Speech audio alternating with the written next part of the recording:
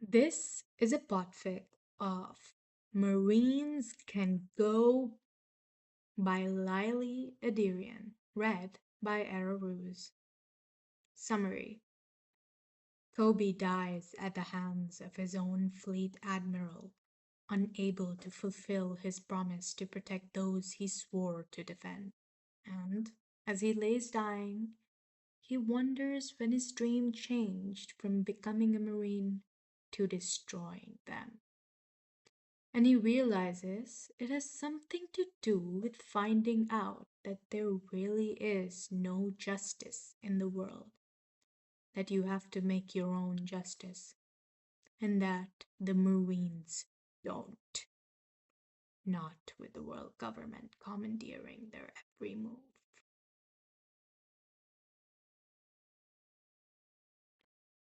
Kobe woke up with a gasp, and the barrel in front of him burst open, Monkey D. Luffy popping out, grinning.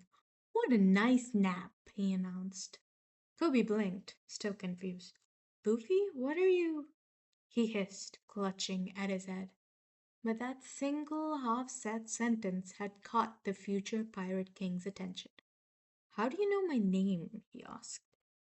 Kobe frowned. "Did you forget?" He clutched his head again and stumbled back. And this time he fell down, his legs shorter than he remembered. He stared at his body, then focused on Luffy, and the truth hit him like the fist of love. "Shit! I'm in the past." Luffy's eyes widened. "Whoa," he said. "You know who I am?" He jumped out of the barrel. "Were you my friend?" He shrugged. "Well, even if you weren't, let's be friends. Join my crew." He turned around and began ruffling through the stuff piled in the room, no doubt looking for food. Kobe blinked. "But my dream," he began, then stilled. Because it wasn't his dream anymore, was it? His dream of being a Marine had always been contingent on protecting, and the end he'd gotten had shown him exactly what the perspective of Marines was in that regard. "Your dream?" Luffy prompted, having found a barrel of apples and stuffing his face in the absence of meat. Kobe made a decision. "My dream is to protect those who can't protect themselves," he said. "My dream is to change the world." "Cool," Luffy said, like what he just spit out wasn't the craziest shit he'd ever said. But then again, this was Luffy. "I'm going to be the king of pirates. See above." Kobe snorted.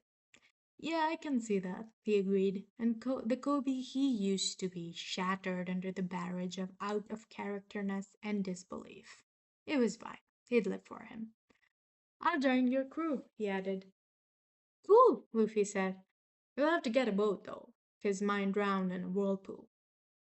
Kobe blinked, suddenly realizing what he was committing to.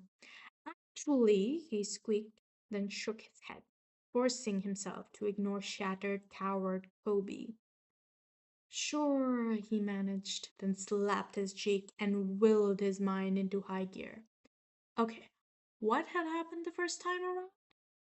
There was a crash behind them. "Planning treason, cabin boy?" Alvida asked. "Oh, that." Kobe dug down, missing the swinging bat, and jumped sideways, stumbling because he wasn't used to his whole body, and came face to face with a pirate jeering at him right at his face. Hell, of course it came to this. Helmeppo would never let him live this. Alvida went careening backwards from the force of Luffy's punch, and the other boy looked at Kobe slightly disappointed. "You're weak." Kobe scowled. "I'm used to my older body," he snapped. Luffy laughed. Kobe sighed. "Just knock them all out. We can take her for her bounty and get a ship with that money." "Oh," Luffy said, slamming a fist into one hand. "That's smart." Kobe rolled his eyes. It wouldn't work later, and it would be better if he did the bounty submission. But honestly, this was the best starter option they had, especially if he wanted to keep this idiot alive. And for a man who'd one day become one of the strongest on the seas, Luffy was an idiot. Kobe wondered idly if his presence would ruin things, then decided that he knew at least who all of Luffy's crewmates and major defiances were, even if not exactly what happened, so he could guide it a little as was required, because what the hell? The Straw Hats had, in the end, been the ones who protected more innocents than the Marines ever did. Shall we? Luffy grinned viciously.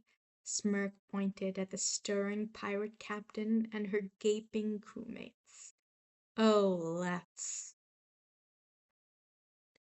Notes. Possible stuff that happens in this timeline. Kobe realizes he doesn't want to be first mate, but Zoro refuses and lounges around as just the swordsman, though in his heart he's really the first mate anyway, because Kobe's too soft, and someone needs to scold these idiots committing pirate felonies. 2. Kobe successfully navigates them to Orangetown, but too late, since he gets confused about which crewmate came first. And they go to Usopp first. Usopp joins after a weird battle with Kuro since Kobe's still not used to his old body, but is far too proficient in dealing with East Blue scum. Thank Garp. Kobe sure won't. He and Luffy bond over shared trauma, and later, Ace too. 3. They get to Sanji after that and go to the Konomi Islands, missing Nami entirely. But Kobe is insistent, and because Luffy's got a saving people from injustice thing, he ends up helping anyway. Nami is indebted but doesn't know whether she wants to come with them or not. But Kobe reminds her that her dream is to make a map of the whole world. Meanwhile, because they got Sanji while they were an all male crew, Sanji gets a chance to go know the guys without doting on the girls. And he joins anyway, this time with no possible reason being the girls. Because for him, it had always been Luffy being his captain anyway. Finally, going to the Grand Line after Loketown, Nami remembers and asks Kobe how he knew her dream. Kobe is shy, but Luffy is not, and he tells him he's from the future and all hell.